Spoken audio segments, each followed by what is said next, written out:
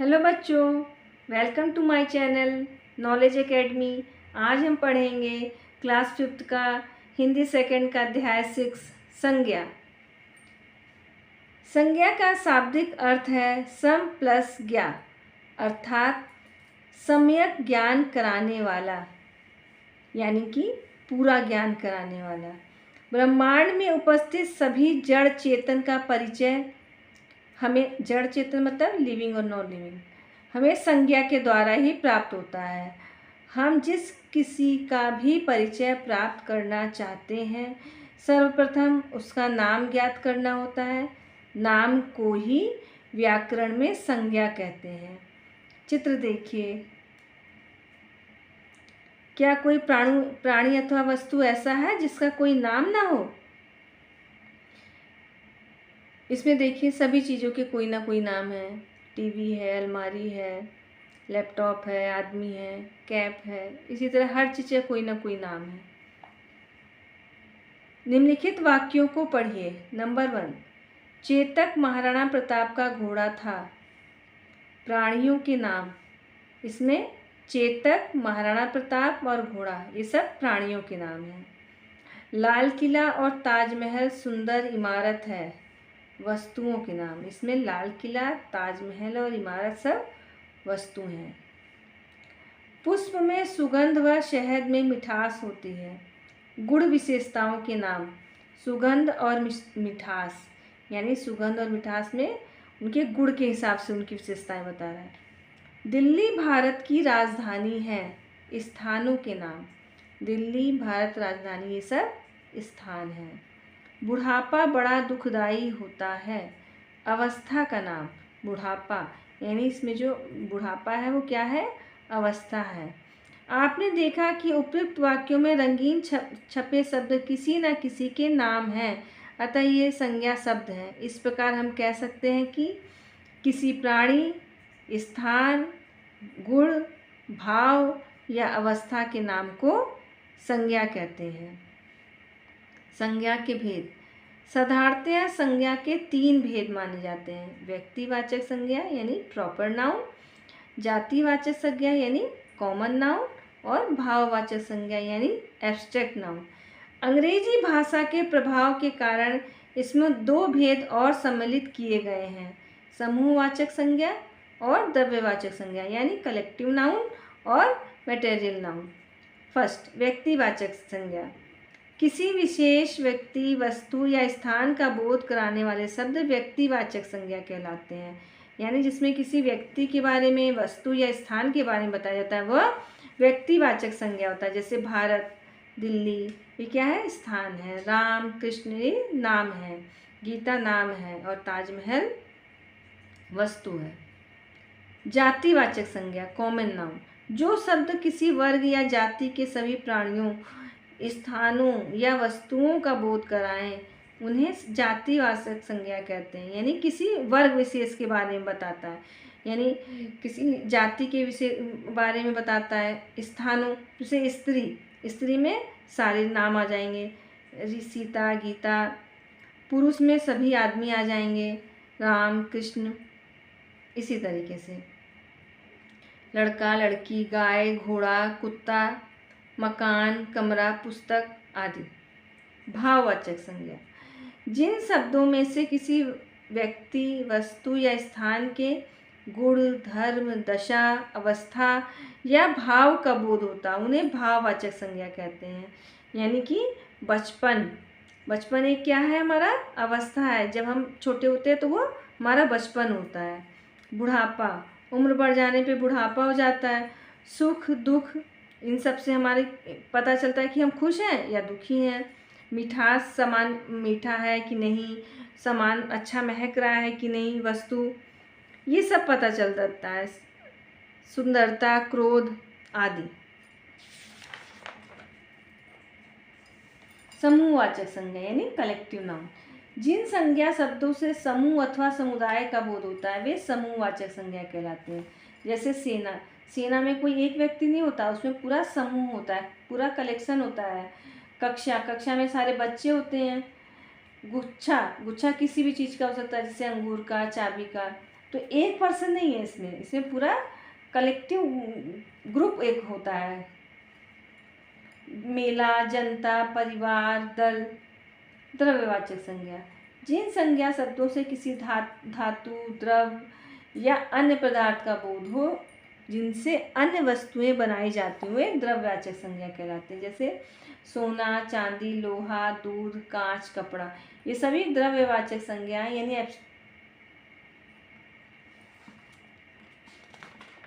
द्रव्यवाचक संज्ञाएं यानी कि मटेरियल नाउन है। इनसे कुछ ना कुछ, सोना से अंगूठी, कंगन, चांदी से पायल, लोहा से बहुत सारे सामान बनते हैं, दरवाजा है, दूध से चाय बनती है, घी बनता है, इसी तरह कांच और कपड़ा, इन सब से कुछ ना कुछ सामान बनता है, इसलिए द्रव्यवाचक संज्ञा है। द्रव्यवाचक संज्ञाओं का बहुवचन नहीं होता। इनके पूर्व संख्यावाचक शब्दों का प्रयोग न होकर परिमाण सूचक शब्दों का होता है, जैसे थोड़ा, बहुत, लीटर, किलो आदि का प्रयोग होता है। यानी कि इसमें एक सोना नहीं होगा, थोड़ा सोना, थोड़ा ज़्यादा चांदी, इस तरीके से। दूध में लीटर, किलो का यूज़ होता है। इसमें संख्यावाचक शब्द नहीं प्रयोग होते, परिमाण सूचक शब्द लगते हैं। जातिवाचक संज्ञा को विशेष नाम दिए जाने पर वह व्यक्तिवाचक संज्ञा बन जाती है। जैसे जातिवाचक है पुरुष, व्यक्तिवाचक क्या हो गया, शिवाजी। कवि सूरदास, स्त्री मीराबाई, नदी गंगा, नगर लखनऊ, देश भारतवर्ष। ये सभी जातिवाचक हैं, इनको व्यक्तिवाचक बना दिया गया। पुरुष में शिवाजी, अगर पुरुष लिखते तो जातिवाचक है, शिवाजी लिखते तो व्यक्तिवाचक है। भाववाचक संज्ञाओं की रचना। भाववाचक संज्ञाएं दो प्रकार की होती हैं। एक मूल रूप से भाववाचक संज्ञाएं जैसे सत्य, सुख, दुख, अपमान आदि। एक अन्य शब्दों से बनाई जाने वाली भाववाचक संज्ञा, जैसे गर्म से गर्मी, ठंडा से ठंडक, मित्र से मित्रता, शत्रु से शत्रुता, सच्चा से सच्चाई, निकट से निकटता। भाववाचक संज्ञाओं की रचना जातिवाचक संज्ञा सर्वनामों, विशेषणों, क्रियाओं तथा अवयवों से निम्न प्रकार की जाती है। जातिवाचक संज्ञा शब्दों से भाववाचक संज्ञा बनाना। जातिवाचक संज्ञा, भाववाचक संज्ञा। जाति है बच्चा, भाववाचक संज्ञा है बचपन। लड़का से लड़कपन, माता से मातृत्व, चोर से चोरी, पंडित से पांडित्य, अमर से अमरता, ईश्वर से ऐश्वर्य, वकील से वकालत, कवि से कवित्व, स्वामी से स्वामित्व बन जाता है। सेकंड, सर्वनाम शब्दों से भाववाचक संज्ञा बनाना, यानी प्रोनाउन से भाववाचक संज्ञा बनाना है। अपना से अपनापन, अपनत्व, पराया से परायापन, अहम से अहंकार, सर्व से सर्वस्व, निज से निजत्व, निजता, स्व से स्वत्व। विशेषण से भाववाचक संज्ञा बनाना। विशेषण क्या है, काला, भाववाचक क्या है, कालीमा, यानी एडजेक्टिव क्या है, ब्लैक, और ये एब्स्ट्रैक्ट नाउन बना उससे कालीमा। सुंदर का सुंदरता, वीर का वीरता, खट्टा खटास, कंजूस कंजूसी, मधुर का मधुरता, ये सब विशेषण से भाववाचक बन रहे हैं। लाल से लालिमा, विषम से विषमता, निर्बल से निर्बलता, दूर से दूरी। इसी तरह क्रियाओं से भाववाचक संज्ञा बनाते हैं, यानी कि वर्ब से एब्स्ट्रैक्ट नाउन। पढ़ना का पढ़ाई, कूदना कूद, दौड़ना दौड़, खोजना खोज। क्रिया बुनना, भाववाचक बुनाई, लिखना लिखावट लिखाई, जागना जागरण, मरना मरण। अब अवयव शब्दों से भाववाचक संज्ञाएं बनाई जाती हैं। अवयव क्या है, समीप, भाववाचक समीपता, निरंतर निरंतरता, निकट निकटता, अवयव से भाववाचक ये भी है। अधिक अधिकता, जल्दी जल्दबाजी, शीघ्र, शीघ्रता। अब हम बच्चों एक्सरसाइज करेंगे। क, सही विकल्प पर टिक लगाना है। संपूर्ण ब्रह्मांड में उपस्थित सभी जड़ चेतन की जानकारी मिलती है हमें संज्ञा से। हिंदी में संज्ञा के भेद हैं 5। इनमें व्यक्तिवाचक संज्ञा है, अमन और दिल्ली दोनों। किस संज्ञा को हम छू नहीं सकते? भाववाचक, जातिवाचक, द्रव्यवाचक। भाववाचक को एक ही प्रकार के व्यक्तियों आदि का बोध कराते हैं। भाववाचक, समूहवाचक, व्यक्तिवाचक। समूहवाचक। भाववाचक संज्ञा बनाई जाती है संज्ञा से, विशेषण से, दोनों से। ख, सही कथन के सामने टिक तथा गलत के सामने क्रॉस लगाना है। पदार्थवाचक संज्ञा का बहुवचन में प्रयोग किया जा सकता है, गलत। जातिवाचक संज्ञा में विशेषण नामों का प्रयोग किया जाता है, गलत। भाववाचक संज्ञा से किसी भाव या दशा का बोध होता है, सही। हीरालाल व्यक्तिवाचक संज्ञा है, सही। दूध जातिवाचक संज्ञा है, गलत।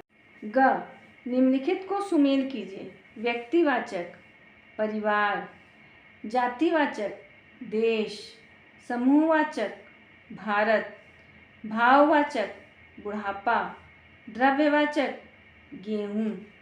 घ, बताइए इनमें से कौन सी जातिवाचक संज्ञा है और कौन सी व्यक्तिवाचक?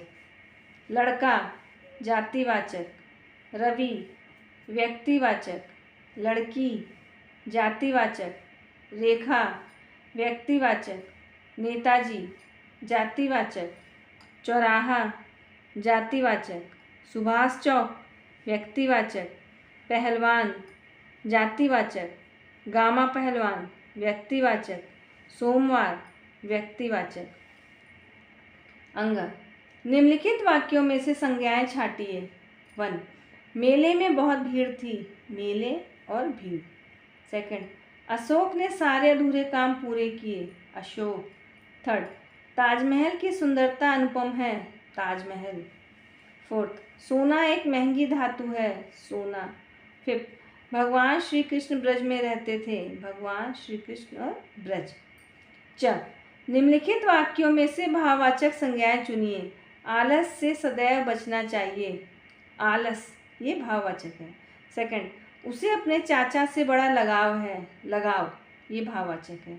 3, जीवन में लाभ हानि तो चलते ही रहते हैं, लाभ हानि। 4, अब पछतावा करने से कोई लाभ नहीं, पछतावा। 5, थकावट से मजदूर का बुरा हाल था, थकावट। 6, 2 ऐसे वाक्य लिखने हैं हमें इसमें जो जातिवाचक संज्ञा व्यक्तिवाचक संज्ञा के रूप में यूज हुई हो। बुढ़ापा एक बहुत ही कठिन अवस्था है, इसमें जातिवाचक संज्ञा को व्यक्तिवाचक संज्ञा के रूप में यूज किया गया है। गांधी जी ने देश के लिए तन मन धन लगा दिया, इसमें भी जातिवाचक, गांधी जी जातिवाचक है, व्यक्तिवाचक के रूप में यूज है। गांधी जी यहाँ पे पता चल रहा है कि महात्मा गांधी जी के लिए बोला गया है। अब इसमें 2 ऐसे वाक्य लिखने जो व्यक्तिवाचक संज्ञा जातिवाचक के रूप में प्रयुक्त हुई हो। गांधी बनना हर किसी की बात नहीं, आज के समय में सच्चा राम मिलना मुश्किल है। ज, कोष्टक में दिए शब्दों से भाववाचक संज्ञा बनाकर रिक्त स्थानों में लिखिए।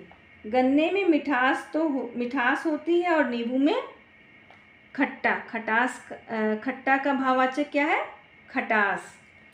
अपनी पर गर्व ना करो, सफल यहाँ पर है सफलता, सॉरी बच्चों ये रॉन्ग हो गया है, यहाँ सफलता आएगा।